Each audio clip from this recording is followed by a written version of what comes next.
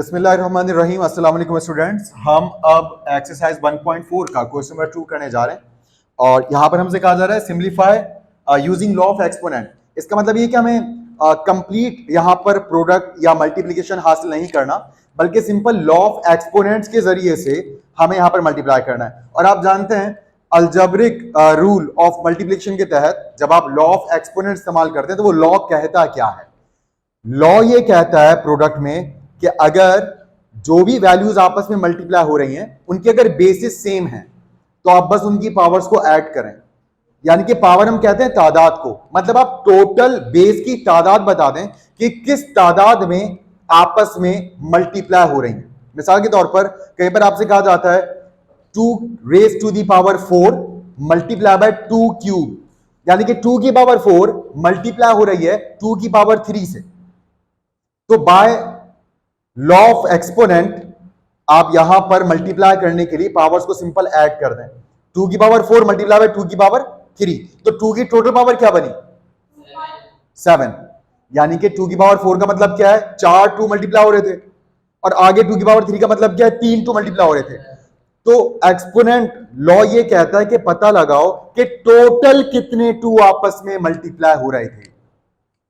ठीक, तो आप सिंपल ऐड कर लेंगे तो आपको पता जाएगा 2 रेज़ टू दी पावर 7 इसका आंसर है। यानी कि टोटल जो 2 आपस में मल्टीप्लाई हो रहे थे उनकी कुल तादाद 7 है। वो तादाद आप पावर के तौर पे लिखेंगे तो मल्टीप्लाई फॉर्म में मौजूद वैल्यूज की जो तादाद होती है वो आप हमेशा एक्सपोनेंट यानी कि पावर के तौर पर लिखते हैं। राइट, पहले सवाल में जी क्या बना? एक्सीलेंट, 1/3 होल पावर 9, बस ये इसका आंसर है क्योंकि 1/3 बेस है। आपने ये बात पहली जान ली कि जिस वैल्यू के ऊपर भी पावर होती है वो चीज बेस होती है। तो इधर भी बेस 1/3 है, इधर भी बेस 1/3 है, तो सेम बेसिस है। इट मींस आप टोटल काउंट कर लें, 4 बेसिस यहां है, 5 बेसिस यहां है, तो टोटल 9 बेसिस हो गई। बिल्कुल वैसे ही सेकंड पार्ट ऐसा ही आपने खुद करना है। थर्ड पार्ट देखते हैं। थर्ड पार्ट में जो बेस है वो -4/5 है।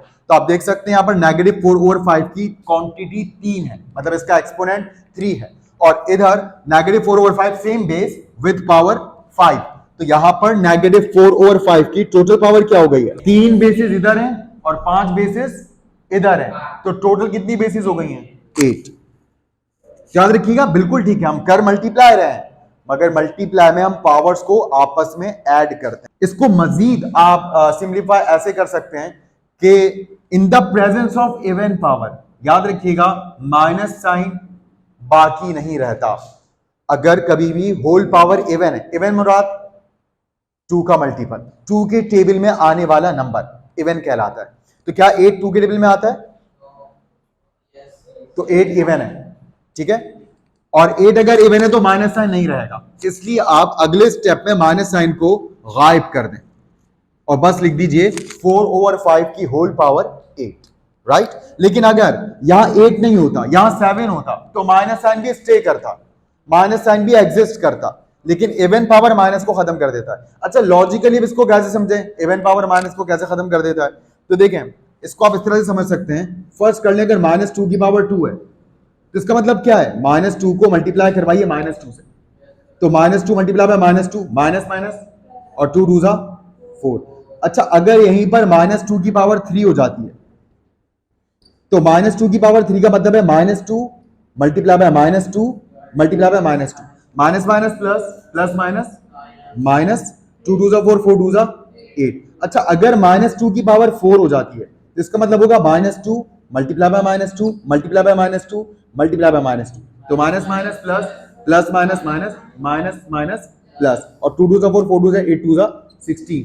तो हमें यहां पर हमारा एक्सपीरियंस ये बताता है कि जब माइनस साइन इवन टाइम्स लिखकर मल्टीप्लाई होता है तो वो खत्म हो जाता है, लेकिन जब माइनस साइन ऑड टाइम्स लिखकर मल्टीप्लाई होता है तो वो जवाब में रह जाता है। फिर जब वो 4 दफा हुआ तो फिर खत्म हुआ। अच्छा, जब 5वीं दफा होगा तो 4 दफा का प्रोडक्ट तो प्लस आया ना, ये प्लस जब 5वें माइनस से मल्टीप्लाई होगा तो प्लस माइनस फिर क्या हो जाएगा? माइनस। यानी कि इसका स्विच ऑन ऑफ होता रहेगा। पावर 1 है तो माइनस ऑन है, पावर 2 है तो माइनस ऑफ है, पावर 3 है तो फिर ऑन, पावर 4 पे ऑफ, 5 पर ऑन, 6 पे ऑफ, 7 पे ऑन, 8 पर ऑफ। यानी कि इवन पावर पर नेगेटिव साइन ऑफ है और ऑड पावर पर माइनस साइन ऑन है। ठीक है, क्योंकि एक बार आता है और एक बार जाता है, एक बार आता है और एक बार जाता है। तो ये बिल्कुल हमें इस तरतीब से बस ये बात जहन में हम अब रख सकते हैं, और कभी आप भूल जाएं तो खुद आप ये तजुर्बा करके देख सकते हैं कि अच्छा चलो लिख कर देखते हैं कि माइनस साइन इवन में स्टे करता है या ऑड में स्टे करता है। तो आपको खुद पता चलेगा कि माइनस तो ऑड पावर में स्टे करता है, इवन पावर में माइनस साइन बाकी नहीं बचता। राइट, हम इसको सिंप्लीफाई करते हैं। तो देखें, सबसे पहले तो जो ब्रैकेट के बाहर पावर है ना वो आप अंदर लाए। क्यों ला सकते हैं आप अंदर? क्योंकि अंदर मौजूद वैल्यूज आपस में मल्टीप्लाई हो रही हैं। याद रखिएगा, अगर वैल्यूज आपस में प्लस या माइनस हो रही होती है तो माइनस साइन की एंट्री नहीं हो सकती ब्रैकेट में। ब्रैकेट के अंदर माइनस साइन आप बेफिक्र होकर ला सकते हैं अगर वैल्यूज मल्टीप्लाई और डिवाइड फॉर्म में है। तो यहां पर मल्टीप्लाई फॉर्म में है, तो यहां पर जब पावर 3 पर आएगी तो 3 की पावर 3 हो जाएगी, और मल्टीप्लाई है -4 पर जब ये पावर आएगी तो -4 के ऊपर तो पहले से पावर 2 है, अब मल्टीप्लाई होगा क्योंकि एक पावर ब्रैकेट के बाहर से अंदर आ रही है। याद रखिएगा, ब्रैकेट से बाहर से अंदर आने वाली पावर पहले से अंदर मौजूद पावर से मल्टीप्लाई होती है। तो 3 2 क्या हो जाएगा 6। अब मुझे बताइए कि क्या यहां पर बेसिस सेम है? इधर बेस क्या है 3 और इधर बेस क्या है -4। तो क्या यहां पर हम इन पावर्स को ऐड कर सकते हैं? बिल्कुल भी नहीं कर सकते, मुमकिन ही नहीं। ठीक है, क्योंकि हमें 3 को मतलब है 3 को गिनना है, यहां बेस -4 मतलब -4 को काउंट करना है। तो -4 की क्वांटिटी 6 ही ठहर गई, 3 यहां पर बेसिस की क्वांटिटी 3 ही ठहर गई है। ज्यादा से ज्यादा आप क्या कर सकते हैं? सिंपल आप ये कर सकते हैं कि आप माइनस साइन खत्म कर दें, क्योंकि हम देख रहे हैं ऊपर पावर क्या है इवन है। तो आप बस और मजीद एक काम ये कर सकते हैं कि 3 की पावर 3 लिख दें और मल्टीप्लाई बाय 4 की पावर 6 लिख दें, या चाहे तो 4 के ऊपर ब्रैकेट लगाकर आप पावर 6 लिख दें। क्लियर? अच्छा, इसको भी मैं आपके सामने एक्सप्लेन करता हूं। फर्ज करें -4 की तादाद 2 है, ठीक है। अच्छा, -4 स्क्वायर की तादाद क्या है 3 है, और हमें बताया गया कि देखो ब्रैकेट के बाहर से पावर से जब ब्रैकेट के अंदर आएगी तो बाहर वाली पावर ब्रैकेट के अंदर वाली पावर से मल्टीप्लाई होगी। ठीक है, और ये क्या हो जाएगा -4 की पावर 2 3 6। अब ये सुने कि ऐड कब होती या क्या क्या सीन होता कि हम ऐड करते। वो सीन ये होता कि एक -4 होता, उसके ऊपर पावर 2 होती, फिर एक और बेस होती सेम बेस, और उसके ऊपर पावर क्या होती 3 होती।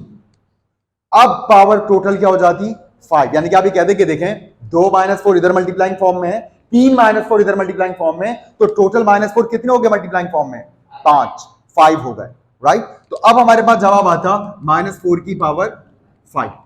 ठीक, अच्छा फर्ज कर लें कोई कहे कि नहीं यार, I am not feeling well, I am not comfortable with the product, such product of the powers, कि मुझे नहीं मतलब अजीब लग रहा है थोड़ा, मैं ना ऐड में ही कंफर्टेबल हूं कि इस तरह से अच्छा लगता है कि यार बेसिस सेम है पावर्स को ऐड कर दो। बचपन से सुन रहे हैं if basis are same then for doing product we must add the exponents और पावर्स, बचपन से सुन रहे हैं। तो बहुत आसान है, आप एक काम और कर सकते हैं, मुझे बताइए ये भी तो तादाद है ना, ये किसकी तादाद है बेस की। अच्छा, इस पावर के लिए बेस क्या है? ये पूरी बेस है -4 का स्क्वायर, तो हमें -4 का स्क्वायर कितनी बार लिखना पड़ेगा इसको खोलने के लिए?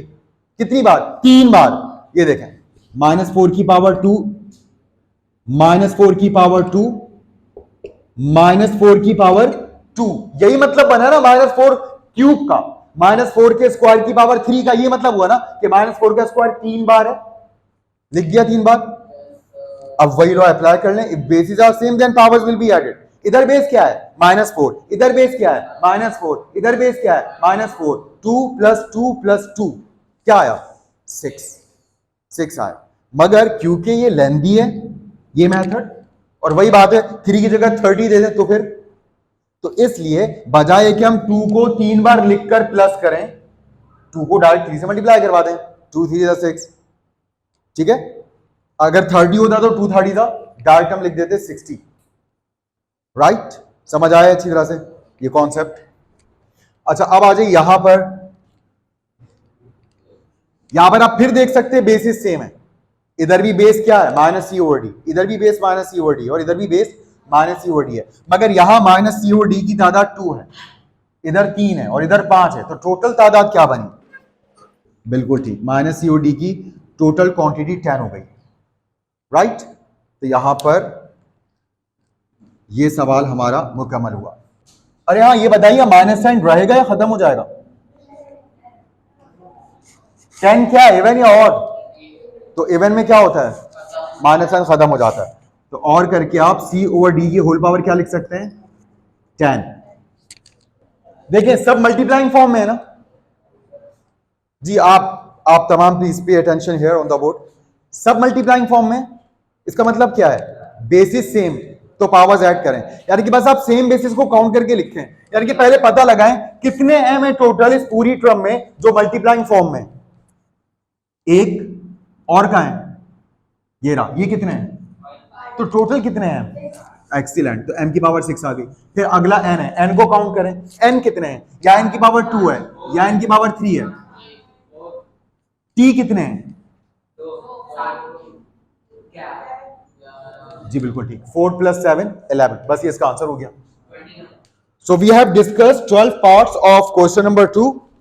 आई hope you will do it easily without any confusion. इंशाल्लाह आपसे मिलते हैं नेक्स्ट क्लास में। फॉर द टाइमिंग अल्लाह हाफ़िज़, टेक केयर।